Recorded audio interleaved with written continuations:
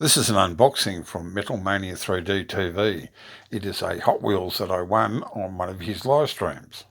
KC live streams the third Saturday of every month and has giveaways, and it's just an all-round good time. Now, KC does some wicked restorations and customisations of die-cast, all sizes, and also he does kits as well, like plastic kits and metal kits, and does a great job, and is an all-round good guy with a great channel.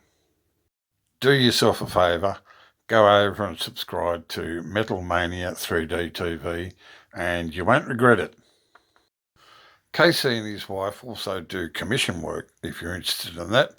Plus, they're also agents to buy metal kits from every sort of Star Wars, Marvel, DC, like motorbikes, trucks, cars, all that sort of stuff. If you go and check their website out, you'll see it all.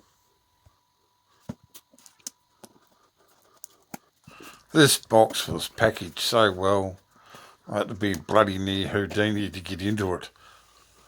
But I did. A couple of nice little notes. And here we are with the Hot Wheels car. I thought it was a Porsche, but then when I pulled it out, no, it's not. It's the Drag Dairy 2016 Collector's Edition, which is bloody terrific.